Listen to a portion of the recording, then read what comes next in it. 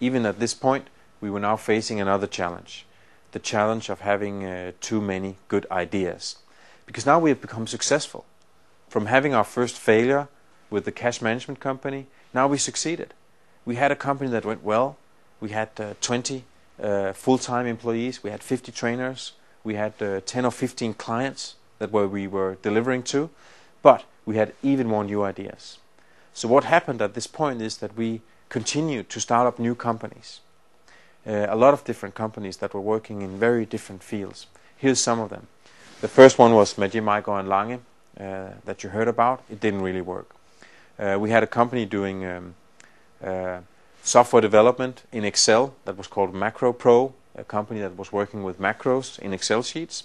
So sometimes we were invoicing clients for helping them with this kind of work.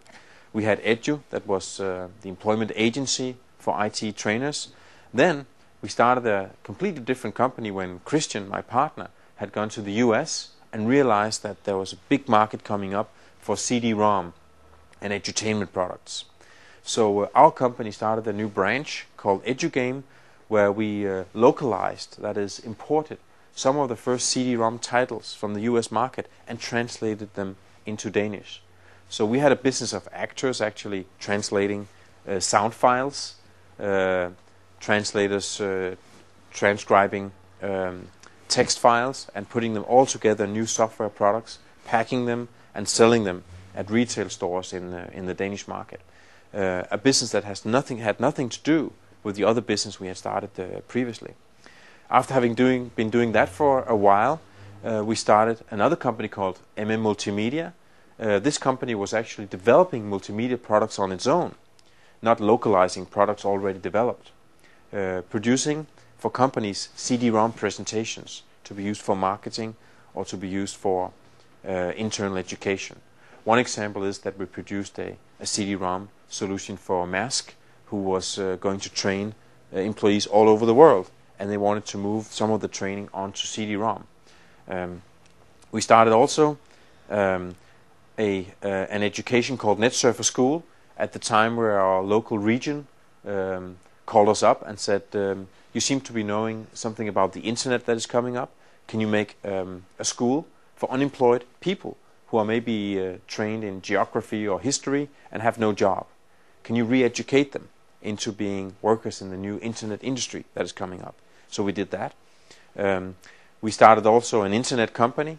At the time, the internet was really breaking through, and we tried to sell courses for our clients. We went to our clients and said, the internet is the next thing. You should be training how to set up web pages, how to do HTML programming and stuff like that. And our clients said, we're not going to do that. The internet, it's just a quick trend that will pass over. No one is going to publish marketing information about their companies so competitors can see it. No one will put names of their employees on the internet because the competition could hire them. So they were very reluctant to even take up this as a new product. So we started our own company, and we started to produce websites, something that the IT companies should have been doing at this time.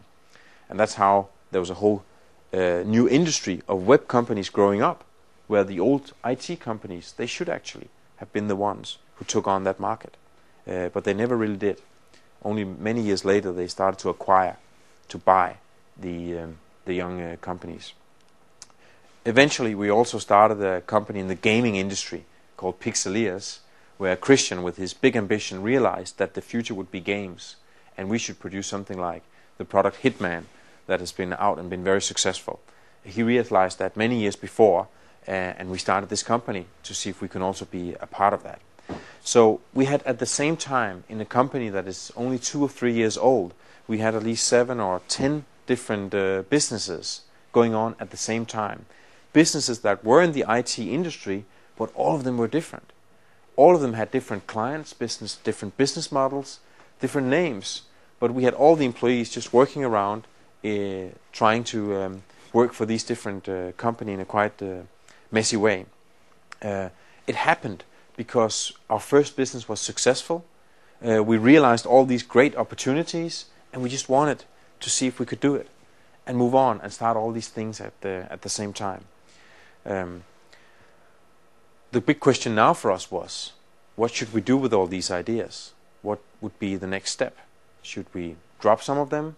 Should we select some of them to continue to work with them? What should we do with all these business ideas that we had at this point?